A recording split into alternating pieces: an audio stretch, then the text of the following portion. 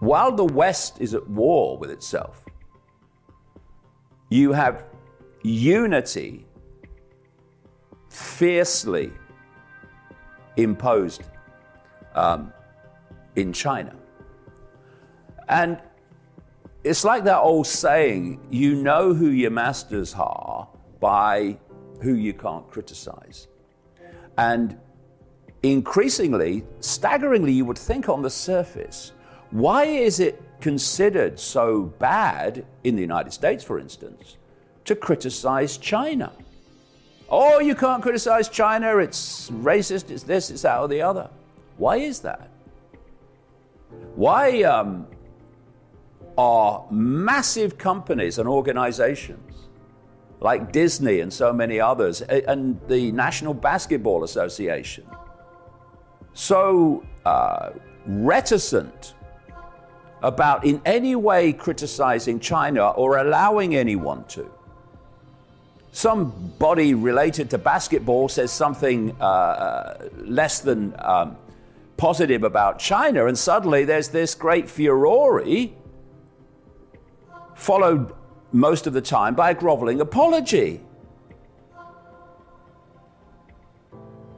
Because the National Basketball Association and Disney and these other companies, they want the Chinese audience. But it's deeper than that. It's about defending the cult agenda as well. And so, if you look at the focus, the official focus that comes in terms of who's a threat to America, it's not China overwhelmingly, which is absolutely in your face. It's Russia. The villain, the demon is Russia, but that's just to divert attention from the real threat to American society and Western society, and that is China. Then, not surprisingly, China is infamous for stealing intellectual property out of the West, not least through backdoors on its technology, but by funding universities and academic organizations. It's trawling intellectual property. When it buys up Western companies, which it is in great numbers now, then what it buys also is the intellectual property.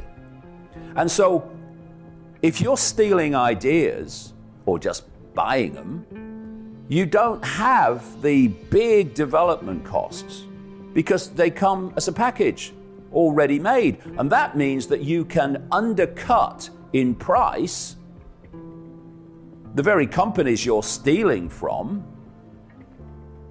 covertly, and you can undercut other companies who are operating in the same field, so they simply can't compete. This has happened over and over again.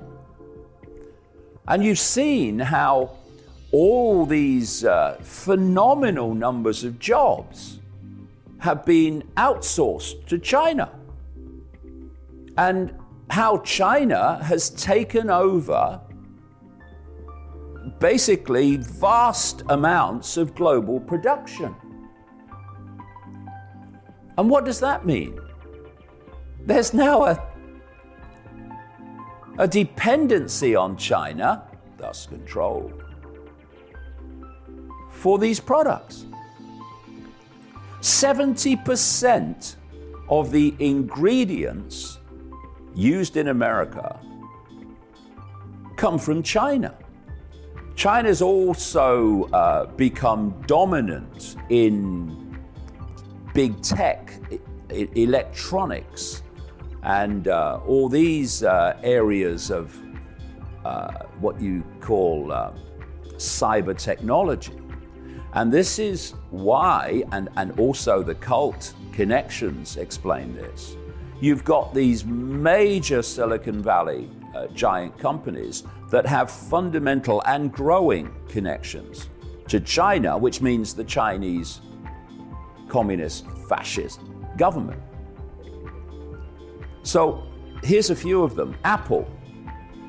The CEO, Tim Cook, reportedly signed secret $275 billion deal with the Chinese Communist Party for supply chain access. Cisco formed a $100 million joint venture with Inspur, a company later blacklisted for connections to the Chinese military. Dell entered a strategic partnership with a company now owned by China's nuclear authority, i.e. the Chinese government.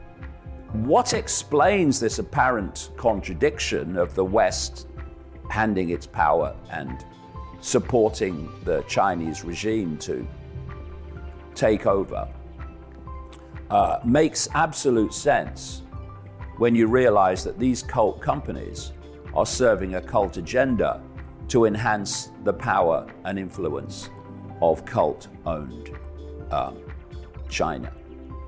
And then you have this dependency on the global supply chain with China. When you've got all your products basically being made there, well, obviously they have to get to you. And that's a massively long supply chain. And China controls it. If they don't want the West to have something or a country to have something, then they won't have it. China has also become dominant in one of the key areas of cult ambition, and that's in the smart grid and the control of everything through artificial intelligence, which is what is happening in China. And China is out there, certainly among the leaders of the production of this technology. I would say they absolutely are the leaders, given they've had the experience in their own country of building the smart grid. The smart grid, again, when you look to China, what you're looking at is what they want the world to be. That's the whole point.